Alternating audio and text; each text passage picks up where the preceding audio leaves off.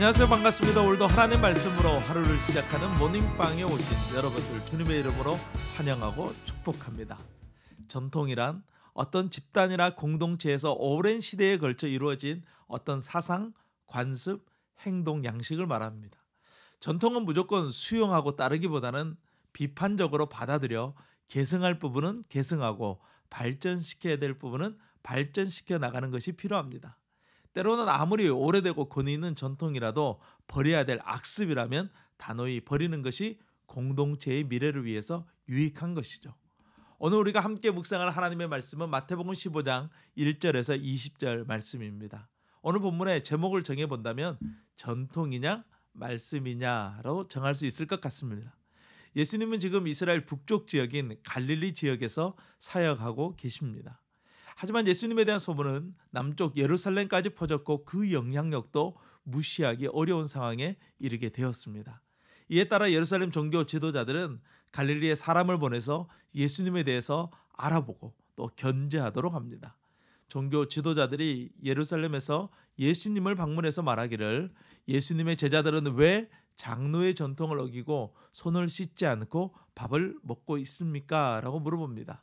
이 이야기에서 핵심은 종교 지도자들이 중요하게 생각하는 것은 오랜 시간 전에 내려온 장로의 전통을 매우 중요하게 여기고 있다는 것입니다.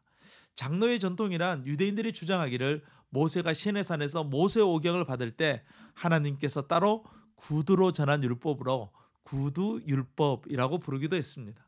모세는 자신이 받은 이 구두율법을 여호수아에게 전해 주었고 여호수아는 백성의 장로들에게, 백성의 장로들은 선지자들에게, 선지자들은 오늘날 종교 지도자들에게 전해주게 되었다라고 그들은 주장하고 있었습니다.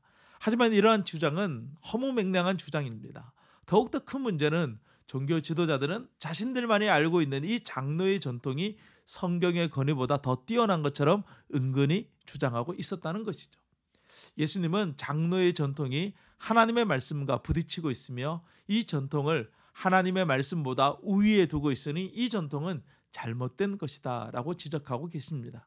또한 예수님은 먹는 것으로 사람이 거룩해질 수 없다라고 말씀하심으로써 음식을 구별하여 먹음으로 거룩을 유지할 수 있다고 생각했던 유대인들의 생각을 완전히 깨트려 버리십니다.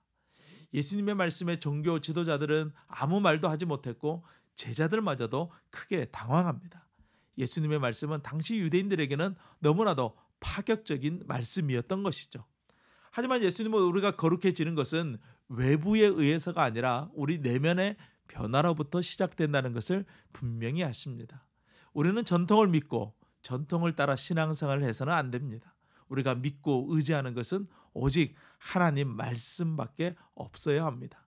바른 믿음은 말씀에 뿌리 내린 우리 내면의 변화를 통해서 이룰 수 있습니다. 사랑하는 성도 여러분, 날마다 하나님의 말씀을 우리가 직접 매일매일 묵상하는 것은 우리의 거룩한 삶을 위해서 무엇보다 중요하다는 사실을 꼭 기억하시기 바랍니다.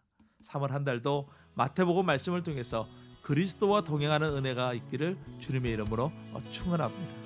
모처럼 맞이하는 휴일입니다. 주님과 참된 안식을 누리는 귀하고 복된 한 날이 될 수 있기를 간절히 소망합니다. 오늘도 주님과 함께 승리하세요. 샬롬.